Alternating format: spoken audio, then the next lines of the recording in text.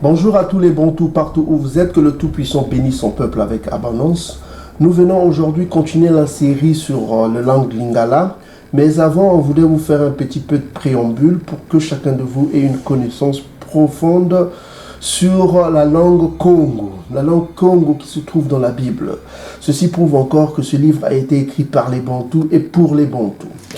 Donc je salue les Bantous partout où vous êtes, partout où vous êtes éparpillés. Donc, que le Tout-Puissant vous bénisse avec abondance, qui vous ouvre la connaissance afin que vous compreniez les Écritures. Donc, aujourd'hui, on va vous montrer d'abord quelques versets qui prouvent que cette Bible a été écrite en langue Congo. Mais on va d'abord vous expliquer, pour ceux qui ne connaissent pas encore, que la Bible est une empreinte de Tatanzambi. Voilà, donc je disais que les noms que nous utilisons dans le blog Bantou Israélite Hébreu, les noms que nous utilisons dans nos vidéos sont des noms Bantou uniquement et c'est des noms bibliques. Parce qu'il y a beaucoup de nos frères qui posent des questions, qui voudraient savoir d'où viennent ces noms. Parce qu'il y a d'autres faux prophètes qui donnent des noms Abracadabra, Tindji, tout ça comme ça, Loba, tout ça. Mais ici, on vous donne des noms véritables selon la Bible. C'est des noms bantous. On vous prouve que les noms bantous sont dans la Bible. Parce que le prophète Kimba vous disait toujours, il faut trouver le voleur avec l'objet qu'il a volé. Donc on voit que l'objet qu'ils ont volé, qui n'est autre que la Bible, on trouve des noms bantous dans la Bible. Quand on vous dit par exemple Tatanzambi, Tata, ça veut dire le père en Kikongo. Ce nom n'est pas un nom Congo antique. C'est un nom emprunté du grec parce que les Bantous ont été sous l'occupation gréco-romaine. On vous a déjà prouvé dans les vidéos précédentes. Et les anciens Hébreux qui ont vécu avec Isaiah Congo, qui n'est autre que Jésus-Christ, parlaient 3 langues. Si vous allez dans Jean chapitre 19, verset 20, vous trouverez le grec, le latin et l'hébreu. Donc ici, quand on dit Tatanzambi, comme vous pouvez voir vous-même ici, ça c'est le site etymologie.com, c'est en anglais, hein. Pour ceux qui comprennent un peu l'anglais, on explique ici l'étymologie de mots. Dad, ça veut dire papa, hein. Pour ceux qui ne connaissent pas anglais, ceux qui connaissent anglais comprendront. On voit que le latin et le grec, comment on dit dad, c'est-à-dire papa, dans le latin et en grec, on voit c'est tata. Vous voyez bien, vous-même ici, c'est Tata. Vous pouvez lire même Latin and Greek, Tata. Ça veut dire dad. Dad, ça veut dire papa. Donc, c'est le site etymologie.com. Vous pouvez vous-même voir, en latin et en grec, le mot papa se dit Tata. Et c'est les Bantous ont emprunté ce nom du colon gréco-romain. Donc, cela prouve que ce peuple Bantou était sous l'occupation de ces oppresseurs qui sont les gréco-romains. Donc, pour ceux qui disent qu'Israël était en Afrique, les Grecs et les Romains n'ont jamais franchi l'au-delà du fleuve de Couche pour venir faire les esclaves là-bas ou coloniser les peuples au-delà du fleuve de Couche. Donc, je répète encore, le mot dispersé, c'est une malédiction. Quand on est dispersé, c'est parce qu'on a commis un péché. C'est une malédiction selon le livre de 28, Deutéronome chapitre 28, verset 64. On dit qu'il va disperser le peuple bantou et qu'ils vont perdre la terre d'Issolélé. Donc voilà, s'ils sont dispersés, ici on les appelle mais dispersés dans Sophonie chapitre 3 verset 8, c'est parce qu'ils ont commis un péché, parce que la dispersion d'un peuple c'est une malédiction. Selon Deutéronome chapitre 28 verset 64, parce que Deutéronome chapitre 28 parle des malédictions, notamment à partir du verset 15 jusqu'à 68, c'est des malédictions. Et à partir du verset 1 jusqu'à 14, on parle plutôt des bénédictions. Donc voilà, pour ceux qui connaissent la Bible, ils comprendront. Donc quand on utilise le mot tata, c'était pour faire comprendre le bantou, parce qu'avant le mot c'était ambe ou aba, c'est ambe, comme vous voyez par exemple le nom de Yambé, c'est Ya-Ambé. On ne dit pas Ya-Tata. Tata, c'est venu avec l'oppresseur grec. Comme vous avez vous-même vu sur l'étymologie, le dictionnaire étymologique que vous pouvez vous-même voir sur votre ordinateur, le mot Tata, qui veut dire père, son origine est gréco-grec. Vous pouvez voir vous-même que Tata, ça vient du grec, du latin et du grec. Ça vient du latin et du grec. Voilà. Voilà. Les Bantous disent Tata suite à leur héritage gréco-romain. Ça, vous pouvez aller voir dans le livre de Nouveau Testament, Jean chapitre 19, verset 20. Donc, on ne va pas s'attarder. Et puis, quand on dit le nom Nzambi, c'est un nom divin que portaient les Lévites, comme vous pouvez voir ici. Ça, c'est la Bible, une Bible antique. On vous a déjà montré cela. Oxford, c'est une très vieille Bible. On vous a déjà montré cette très vieille Bible qui contient les apocryphes. On vous a déjà montré que cette Bible date de 1611. C'est un King James. King James était le roi de l'Empire britannique. Donc voilà, King James, 1611. Cette Bible date de 1611. Ça contient les apocryphes. Et qu'est-ce qu'on a vu dans les apocryphes? Le nom de Nzambi. Nzambi que portaient les Lévites. Les Lévites portaient les noms divins parce qu'ils étaient très proches du Tout-Puissant. C'était des envoyés du Tout-Puissant. C'est les envoyés du Tout-Puissant, les Lévites, selon Malachie chapitre 2, verset 7. C'est les envoyés du Tout-Puissant et ils portent souvent les noms divins. Donc, d'autres personnes demandent d'où vient le nom de Makaya. Le nom de Makaya est répandu parmi les Congolais. Ils ne savent pas d'où vient ce nom de Makaya. Donc, pour ceux qui ne connaissent pas, il faut qu'ils aillent dans 2 Chroniques chapitre 13, verset 2. On va aller dans 2 Chroniques.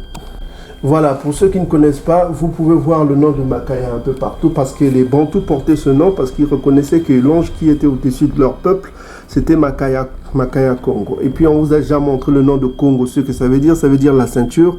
La ceinture, ça veut dire la vérité, ça vient du verbe kanga, qui veut dire fermer la ceinture. On vous a déjà montré ça dans les vidéos précédentes que vous pouvez aller voir. On vous affiche ça sur l'écran, vous pouvez aller voir ces vidéos pour avoir un peu plus d'instructions sur l'origine des noms que nous utilisons qui ne sont autres que des noms bantous. Ce n'est pas des noms fictifs. On ne vous donne pas des faux noms ici, on vous donne des véritables. Donc là, par exemple, c'est une femme bantou qui porte le nom de Makaya. Vous pouvez lire ici dans 2 Chroniques 13. Il régna 3 ans. 2 Chroniques 13, verset 2. Il régna 3 ans à Salama. Sa mère s'appelait Mikaya. Donc on voit que Makaya, fille de Uriel. Donc vous pouvez voir de Ngembe, hein? Voilà, guerre entre Abiya et Yaboma. Voilà, donc on voit ici Makaya. Ici aussi c'est bien traduit, ça, parce que nous avons 2 traductions ici. Il y a la traduction King James ici. La traduction King James, vous pouvez lire ici King James et LS, ça veut dire lui c'est grand. Donc nous avons deux traductions King James 1611 et nous avons Louis Ségon ici. Donc nous avons divisé les 2 traductions pour vous donner un peu plus d'éclaircissement. Donc vous voyez ici, voilà, ça c'est la traduction anglaise, ça c'est la traduction française. Donc on voit que Makaya est toujours là, le nom de Makaya. Le J n'existe pas en hébreu ni en Kikongo. Le J est une invention, donc c'est Makaya. Là c'est bien écrit Mikaya. Donc voilà. Donc on voit aussi le prophète Michée aussi porter le même nom. C'est toujours le même nom Makaya, le prophète Michée que vous appelez Michée. Donc on va aller dans 2 Chroniques chapitre 17 verset 7. Donc vous voyez dans vos traductions ici, dans la plupart des traductions, vous pouvez voir ici. Ici vous pouvez voir vous-même, troisième année du règne de son règne, il chargea les chefs Benaï, Abdia, Zacharie, bon, vous lisez les noms comme ça, hein, et Michée. Vous voyez ici, on écrit Michée, or son nom, ce n'est pas Michée. Ici, on a bien traduit dans la traduction ancienne King James, c'est Mikaya. Vous voyez, Mikaya, vous pouvez vous-même lire, c'est Makaya. C'est toujours Makaya. Donc, le nom Michée, là, c'est une fausseté de l'homme. Son nom est Makaya. Donc on va aller dans la traduction. Vous voyez vous-même, c'est Makaya. Ici on a traduit dans vos traductions, c'est Michée. Voilà. Donc vous voyez, le nom de Makaya est dans la Bible.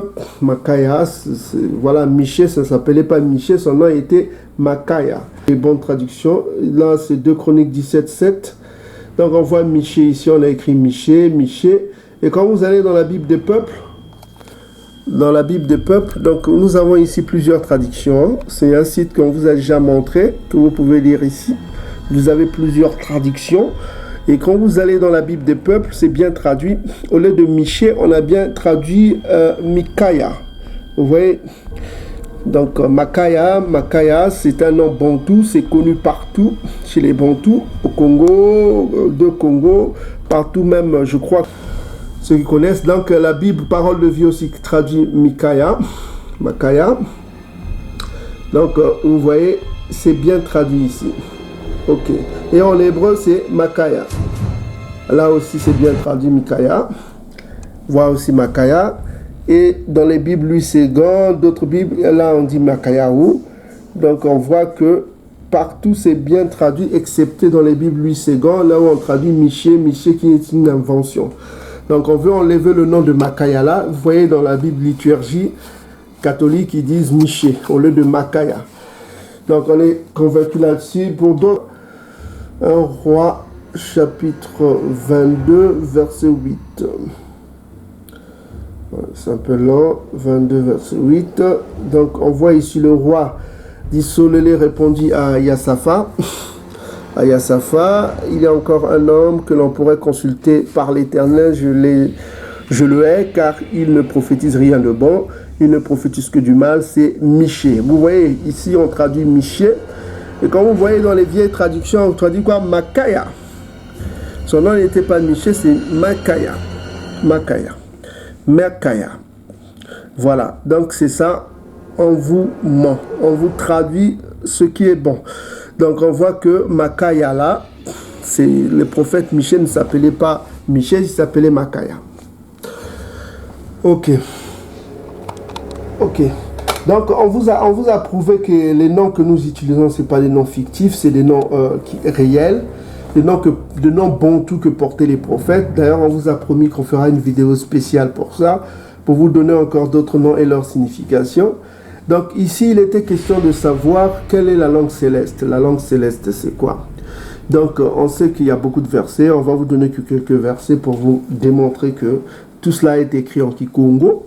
Kikongo qui est la langue Congo qui est parlée par les Bantous. Congo, ça veut dire la vérité.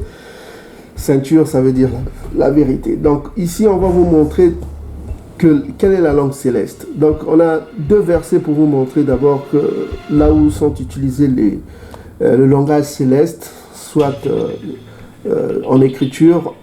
Donc on va utiliser deux versets. D'abord, on va aller dans Exode chapitre 31, verset 18. On dit ici que lorsque Tatanzambi eut achevé à parler à Massa sur la montagne de Sinaï, alors il lui donna les deux tables du témoignage, table de pierre écrite du doigt de Tatanzambi. Donc, les tables des 10 commandements ont été écrites par Tatanzambi. C'est ce que, voilà, c'est l'inspiration de Tatanzambi qui a inspiré cela. Donc, on sait que c'est dans quel langage, on va le prouver dans quel langage, parce que Tatanzambi a encore écrit par des anges, quoi. Les anges ont écrit dans Daniel chapitre 5, là on voit l'écriture des anges, là ils ont écrit en une langue. Quelle langue? On va le voir. Donc Daniel chapitre 5 verset 25 dit ceci. Voici, ça c'est la traduction française d'abord. Voici l'écriture qui a été tracée, comptée, pesée, divisée. Et voici l'explication de ce mot, compter. Dieu a compté ton règne et il a mis fin. Suivez bien le mot fin, il a mis fin. Donc, mais comme vous voyez dans la traduction anglaise, on vous donne la précision en hébreu. En hébreu, hein. On dit ici, en hébreu, ça veut dire meni, hein. Meni, teka. Meni, teka, ça veut dire quoi? En langue Congo, meni, ça veut dire fin. Meni, ça veut dire fin. Meni, teka, ça veut dire vendre. Vendre, ça veut dire aussi balance, parce que la vente se faisait au temps jadis par la balance. Ça la balance, quoi. Ça se faisait en balancer les produits produits de marchandises, parce que ici, quand vous allez encore au Congo, dans les andous, dans les marchés, vous voyez encore qu'on utilise parfois la balance pour peser le foufou, tout ça comme ça.